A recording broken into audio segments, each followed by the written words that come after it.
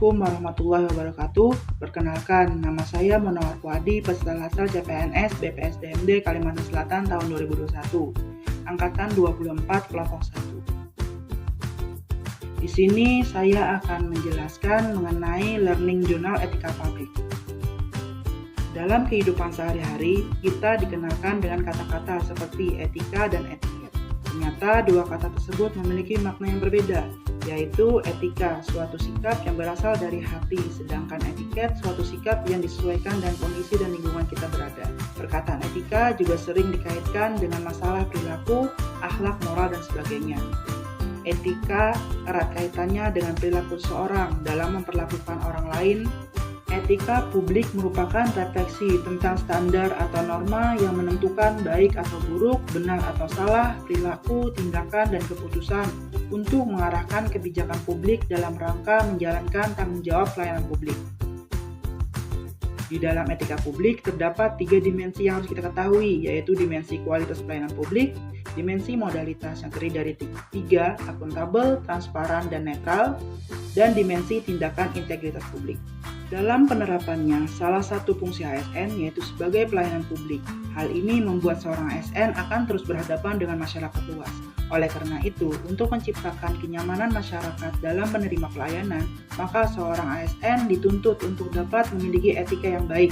Menciptakan pelayanan publik yang profesional tidak bisa hanya mengandalkan kompetensi teknik dan leadership, namun juga kompetensi etika. Dalam etika publik, ada nilai-nilai dasar yang harus kita ketahui sebagai ASN.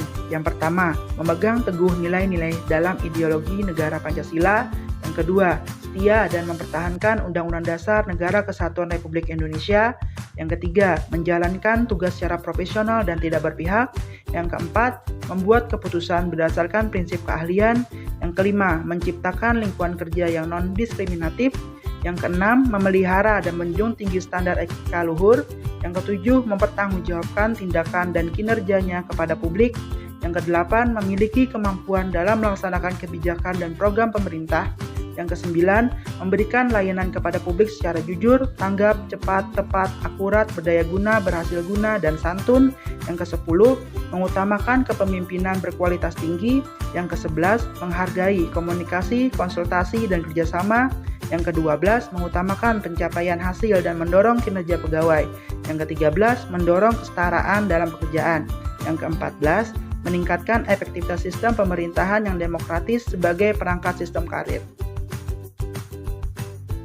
Praktek penyelenggaraan pelayanan publik di Indonesia saat ini masih jauh dari nilai-nilai etika publik, sebagaimana yang telah disebutkan pada poin di atas.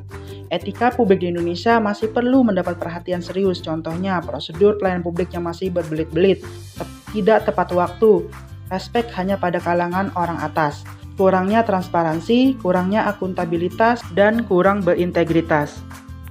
Indonesia memiliki beberapa tokoh yang bisa dijadikan contoh dalam etika publik, seperti Tri Risma Harini. Beliau merupakan sosok pemimpin yang disiplin dan selalu melakukan kegiatan yang berorientasi kepada masyarakat. Beliau dapat membuat sistem dan birokrasi yang kuat di kota Surabaya, sehingga kepemimpinan beliau selalu diingat oleh masyarakat. Dari sosok beliau, kita dapat belajar dan dapat kita implementasikan dalam kehidupan sehari-hari, bahwa tugas ASN yaitu sebagai pelayan masyarakat, bukan meminta layanan dari masyarakat. Serta dalam merencanakan sesuatu untuk masyarakat, kita harus mengetahui dampak yang ditimbulkan dari penerapan rencana tersebut. Etika publik diakui sebagai salah satu faktor kunci dalam menggapai keberhasilan pembangunan di segala bidang, tidak terkecuali pembangunan di bidang kesehatan. Terdapat beberapa contoh penerapan etika publik di bidang kesehatan, seperti yang pertama, mampu menjadi contoh kepada ASN lain menerapkan sikap yang akuntabel, transparan, netral, serta berintegritas.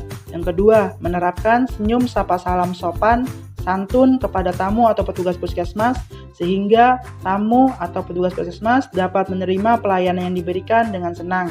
Yang ketiga, sebagai pelayan publik khususnya di bidang kesehatan, dapat melayani tamu atau petugas puskesmas dengan tetap memegang teguh kode etik ASN dan sekaligus kode etik profesi. Yang keempat, melaksanakan tugas dengan cermat dan disiplin dengan menaati SOP standar pelayanan, serta harus tepat waktu saat datang dan pulang bekerja. Yang kelima, tidak diskriminasi dalam melayani tamu atau petugas puskesmas. Yang keenam, melakukan pelayanan pada tamu atau petugas puskesmas dengan jujur, tanggap, cepat, tepat, dan akurat, sehingga pelayanan yang diberikan dapat optimal. Sekian presentasi mengenai Learning Journal tentang etika publik. Assalamualaikum warahmatullahi wabarakatuh.